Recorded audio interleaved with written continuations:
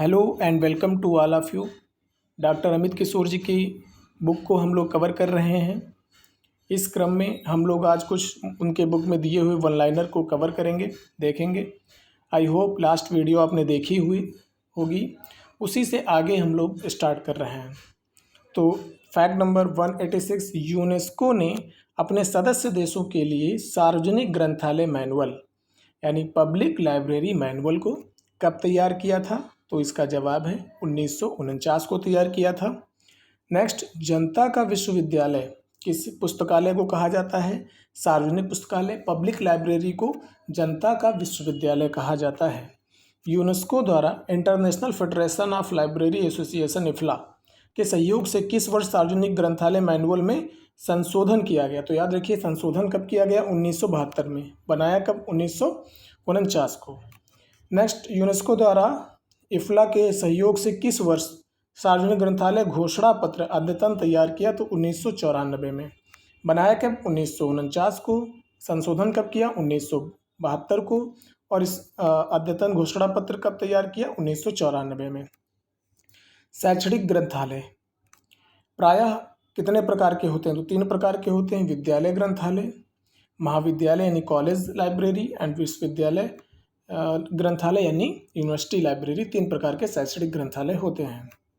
Next, विद्यालय पुस्तकालय के प्रमुख उद्देश्य क्या होते हैं? तो विद्यालय पुस्तकालय यानी जो स्कूल लाइब्रेरी होती है वो पाठ्यक्रम से संबंधित सूचनाओं का संग्रह करना, छात्रों में पढ़ने की आदत डेवलप करना और पढ़ने की आदतों को बढ़ावा देना, नए ज्ञान का सृजन स्थान बनना। नेक्स्ट, विद्यालय पुस्तकालय को इन स्तरों पर विभाजित किया जा सकता है। एक तो प्राथमिक विद्यालय, माध्यमिक विद्यालय, उच्च विद्यालय, उच्चतर माध्यमिक, उच्चतर विद्यालय पुस्तकालय। नेक्स्ट, विश्वविद्यालय ग्रंथालय विश्वविद्यालय का हृदय स्थल होता है। यह कथन किसका है? तो ये CD देशमुख जी ने कहा था जब ये दिल्ली विश्वविद्यालय के कुलपति थे। और साथ ही साथ राधा कृष्णन रिपोर्ट में भी दोनों में ये बात कही गई। क्या? University library is the heart place of university. Next, राष्ट्रीय पुस्तकालय की स्थापना का प्रारंभ किस पुस्तकालय की स्थापना से मानी जाती है? तो कैलकाटा पब्लिक लाइब्रेरी से राष्ट्रीय पुस्तकालय की स्थापना मानी जाती है, जो 1836 में इसका स्थापना हुई थी। और बाद में इंपीरियल लाइब्रेरी जो 1891 में हुई, और इन दोनों को मर्ज करके बाद में फ्यूचर में ये राष्ट्रीय पुस्तकालय का स्थान लेता है। Next, imperial library of India को सर्वप्रथम कब मेडकाफ हॉल में जनता के उपयोगार्थ खोल दिया गया था? तो 30 जनवरी 1903 को इंपीरियल लाइब्रेरी ऑफ इंडिया को जनता के उपयोगार्थ खोल दिया गया था। इंपीरियल लाइब्रेरी को कब राष्ट्रीय पुस्तकालय घोषित किया? तो राष्ट्रीय पुस्तकालय घोषित किया गया 1948 को। 1948 को इंपीरियल लाइब्रेरी को राष्ट्रीय लाइब्रेरी घोषित किया गया। इस फैक्ट को याद रखिएगा। इंपीरियल लाइब्रेरी को किस अधिनियम के तहत राष्ट्रीय पुस्तकालय घोषित किया गया? तो 1948 में imperial library change of name act, जिसका इंपीरियल लाइब्रेरी का नाम चेंज करके राष्ट्रीय पुस्तकालय रख दिया गया, नेशनल लाइब्रेरी।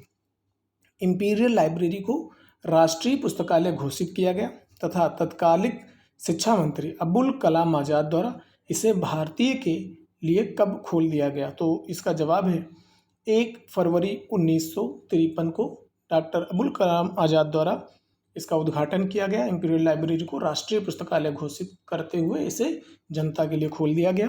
इंपीरियल लाइब्रेरी का प्रथम पुस्तकालयाध्यक्ष किसे बनाया गया था? तो इंपीरियल लाइब्रेरी की स्टार्टिंग हुई थी 1891 में, और इसका प्रथम जो पुस्तकालयाध्यक्ष जो लाइब्रेरियन था वो जॉन मैडफर्लेन थे।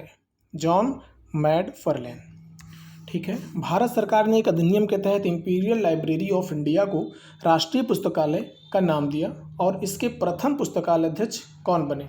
तो इंपीरियल लाइब्रेरी के बाद इसको राष्ट्रीय पुस्तकालय बनाया गया कब? 1948 को। और इसके प्रथम लाइब्रेरियन, प्रथम पुस्तकालयाध्यक्ष कौन बने? तो V.S. केशवन बने। V.S. केशवन जो इंडियन नेशनल बिब्लियोग्राफी के जनक माने जाते हैं। नेक्स्ट, राष्ट्रीय पुस्तकालय को किस वर्ष मेडकॉफ हॉल से स्थानांतरित कर बेल्वेडियर में लाया गया? तो राष्ट्रीय पुस्तकालय पहले मेडकॉफ हॉल में था, जो 1903 में जनता के लिए खोला गया था, 30 जनवरी 1903 को। उसके बाद फिर ये 1951 में मेडकॉफ हॉल से बेल्वेडियर में लाया गया। डिलीवरी ऑफ बुक्स एक्ट कानून के द्वारा प्रत्येक प्रकाशन की एक कॉपी सभी डिपॉजिटरी पुस्तकालय को भेजना प्रकाशकों के लिए अनिवार्य कर दिया गया। यह एक्ट किस वर्ष पारित किया गया? 1954 में। 1954 में पारित किया गया ये एक्ट, और हर प्रकाशन को अपनी एक प्रति ये डिपॉजिटरी लाइब्रेरी में भेजना अनिवार्य कर दिया गया। विश्व का प्रथम सार्वजनिक पब्लिक एक्ट कहाँ लागू किया गया और कब लागू किया गया? तो इंग्लैंड में लागू किया गया, 1850 में लागू किया गया। भारत में सार्वजनिक पुस्तकालय अधिनियम सर्वप्रथम किस राज्य में लागू किया गया? तो सबसे पहले मद्रास सार्वजनिक अधिनियम, मद्रास पब्लिक एक्ट लागू किया गया, जो तमिलनाडु वर्तमान में है। ये 1948 में सबसे पहले लागू किया गया था मद्रास में। आज़ादी से पूर्व भारत में सार्वजनिक पुस्तकालय अधिनियम किस राज्य में लागू किया गया था? तो कोल्हापुर में। आज़ादी से पूर्व कोल्हापुर 1945 में, जिसे बाद में महाराष्ट्र सार्वजनिक पुस्तकालय अधिनियम में मिला दिया गया। नेक्स्ट पॉइंट 206, 2010 तक भारत के कितने राज्यों में पुस्तकालय अधिनियम लागू हो चुका था? तो ये आंसर है 19 राज्यों में। भारत के 19 राज्यों में 2010 तक अधिनियम लागू हो चुके थे। मॉडल सार्वजनिक पुस्तकालय अधिनियम, model public library act doctor Ranganathan द्वारा कब और कहाँ पेश किया गया? तो इसका जवाब है 1930 बनारस में। Actually all Asia education conference Banaras हुई थी उस वर्ष, और वहाँ पर model public library act doctor Ranganathan द्वारा प्रस्तावित किया गया, वहाँ पर रखा गया और जिस पर बहस हुई।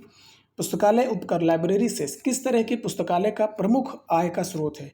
तो पब्लिक लाइब्रेरी के लिए लाइब्रेरी सेस इज इम्पॉर्टेंट, जो इकोनॉमिक, जो उसके आर्थिक दृष्टि से प्रमुख आय का स्रोत है। 209, भारत का राष्ट्रीय पुस्तकालय कहाँ अवस्थित है? तो कोलकाता में अवस्थित है राष्ट्रीय पुस्तकालय। राष्ट्रीय पुस्तकालय का प्रधान कौन होता है? निर्देशक जनरल, डायरेक्टर जनरल राष्ट्रीय पुस्तकालय का प्रधान होता है। National library for blinds and handicappeds कहाँ अवस्थित है? तो ये आपने पढ़ रखा है, देहरादून में।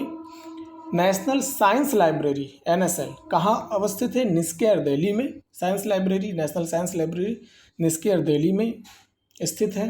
नेशनल मेडिकल लाइब्रेरी कहाँ है? तो ये एम्स न्यू दिल्ली में है, ये भी शायद पता हो आपको। नेशनल मेडिकल लाइब्रेरी कहाँ है?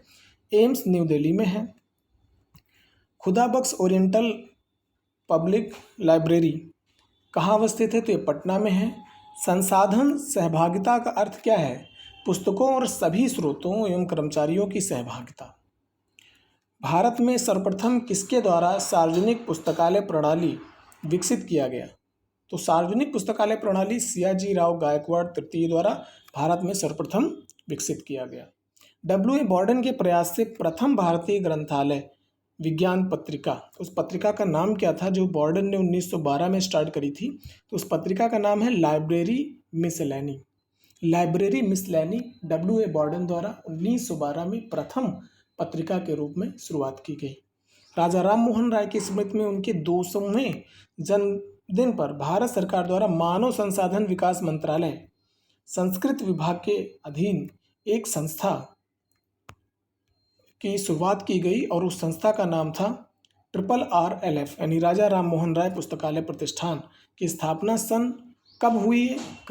22 मई 1972 को इसकी शुरुआत की जाती है। राजा राम मोहन राय पुस्तकालय प्रतिष्ठान यानी RRLF की केंद्रीय कार्यालय कहाँ पर है? तो ये कलकत्ता में है। कलकत्ता के साल्ट लेक शहर में है। राजा राम मोहन राय RRLF प्रतिष्ठान का संस्था प्रधान कौन होता है? संस्था प्रधान कौन होता है? तो निर्देशक होते हैं। राजा राम मोहन राय पुस्तकालय प्रतिष्ठान द्वारा किस संस्था के माध्यम से ग्रामीण स्तर पर पुस्तकालय सेवा को बढ़ावा प्रदान किया जाता है? तो वो कौन है? नेहरू युवा केंद्र।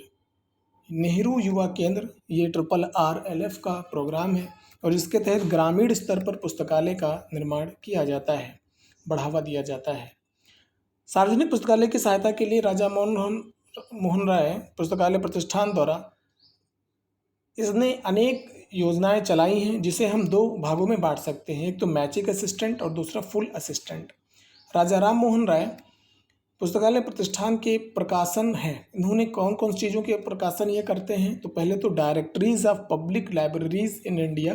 देखिए, पब्लिक लाइब्रेरीज इतनी होती हैं, उनको संचालित करने का जो काम है वो RRLF द्वारा किया जाता है। तो directories of public libraries in India, एक तो ये हो गया। दूसरा टैगोर बिब्लियोग्राफी, दूसरा ये हो गया। Next Granthana and RRLF newsletter, तो ये इतने इनके प्रकाशन हो गए। यूजीसी की स्थापना कब की गई थी? 1956 को यूजीसी की स्थापना की गई थी।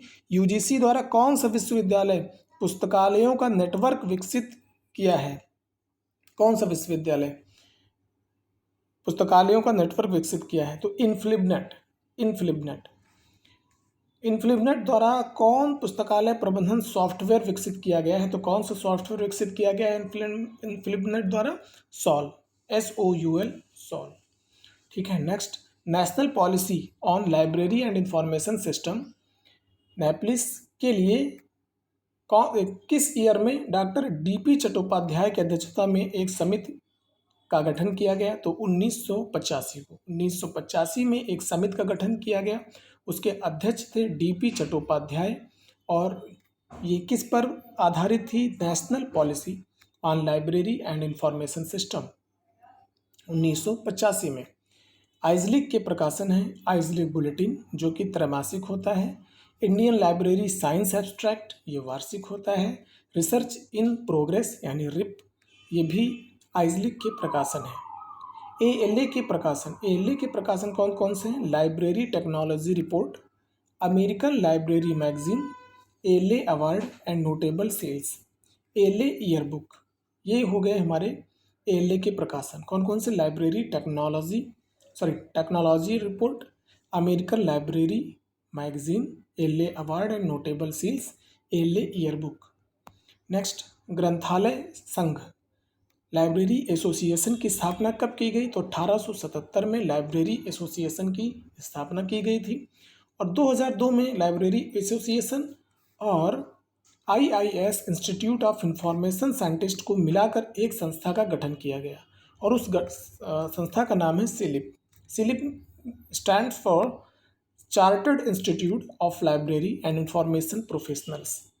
ओके, तो 2002 में LA library association and IIS institute of information scientist को मिलाकर एक नई संस्था बनाई गई, जिसको SILIP बोलते हैं, chartered institute of library and information professionals. Next है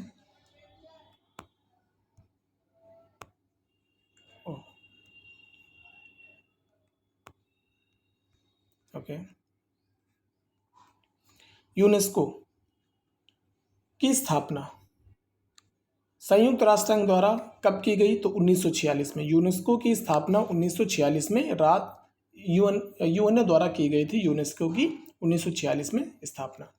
यूनेस्को के दो विभाग, सूचना विभाग, प्रलेखन विभाग को मिलाकर 1976 में एक नए विभाग का गठन किया गया, जिसे क्या कहते हैं? जनरल इंफॉर्मेशन प्रोग्राम, जिसमें सूचना विभाग, इंफॉर्मेशन डिपार्टमेंट एंड प्रलेखन डॉक्यूमेंटेशन डिपार्टमेंट को मिला करके इन जनरल इंफॉर्मेशन प्रोग्राम की रचना की गई। नेक्स्ट, यूनेस्को द्वारा यूनिसिस्ट, जो world scientific information system program के नाम से भी जाना जाता है, को कब लॉन्च किया गया? 1971 को यूनेस्को द्वारा यूनिसिस्ट लॉन्च किया गया। नेक्स्ट, यूनेस्को के पुस्तकालय और सूचना क्षेत्र के प्रमुख प्रकाशन कौन कौन से हैं? तो यूनिसिस्ट न्यूज़लेटर, एक तो सीधे उसी के नाम से है। तो नेक्स्ट है ट्रांसलेशनियम UNESCO, journal of information science. ये हो गए 3 यूनेस्को के पुस्तकालय और सूचना क्षेत्र के प्रमुख प्रकाशन हैं। यूनिसिस्ट न्यूज़लेटर, ट्रांसलेशनियम UNESCO, journal of information science. FID की स्थापना 12 सितंबर 1895 को ब्रुसेल्स में किसके द्वारा की गई? तो ये Paul Otlet and Henri La Fontaine, जिनको बाद में नोबेल प्राइज़, शांति का नोबेल प्राइज़ भी मिला था हेनरी ला फाउंटेन को। तो इन दो लोगों ने, Paul Otlet and Henri La Fontaine ने 12 सितंबर 1895 को FID ब्रुसेल्स में इसकी स्थापना की गई थी। FID की स्थापना में ब्रुसेल्स में किस नाम से की गई थी? तो जब इसकी स्थापना हुई थी तब इसको IIB यानी इंटरनेशनल इंस्टीट्यूट ऑफ बिब्लियोग्राफी नाम रखा गया था। नेक्स्ट, FID को किस वर्ष विघटित कर दिया गया? 2002 में FID को विघटित कर दिया गया, इसको में ध्यान में रखिएगा। इफ्ला की स्थापना 30 सितंबर 1927 में स्कॉटलैंड के हेग में किया गया था। इस पॉइंट को याद रखिए, जो इफ्ला है ये 30 सितंबर 1927 को स्कॉटलैंड के हेग में किया गया था, जिसका मुख्यालय कहाँ है? हेग में है। ठीक है, स्कॉटलैंड में किया गया, जिसका मुख्यालय हेग में है। संसाधन सहभागिता का प्रारंभ 200 ईस्वी पूर्व में किन किन पुस्तकालयों के बीच सहयोग से प्रारंभ हुआ था? तो संसाधन सहभागिता कब शुरू हुआ था? 200 ईस्वी पूर्व। लेकिन किन किन लाइब्रेरी के बीच में? तो वो है अलेक्जेंड्रिया लाइब्रेरी एंड परगमन ग्रंथालय। तो परगमन लाइब्रेरी एंड अलेक्जेंड्रिया लाइब्रेरी के बीच में संसाधन सहभागिता का प्रारंभ 200 ईस्वी पूर्व में किया गया था।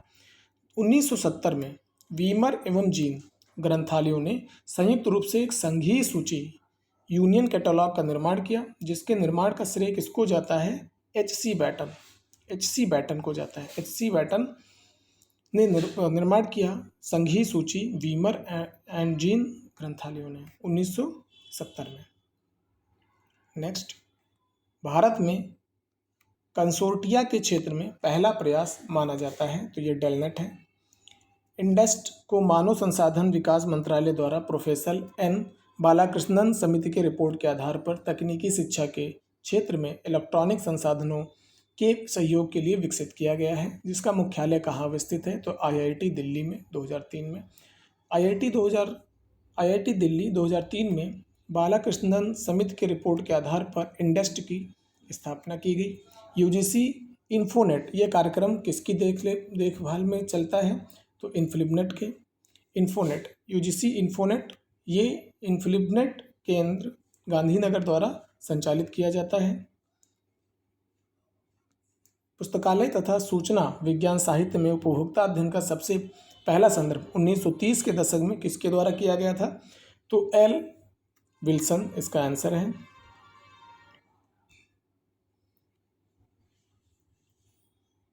ओके।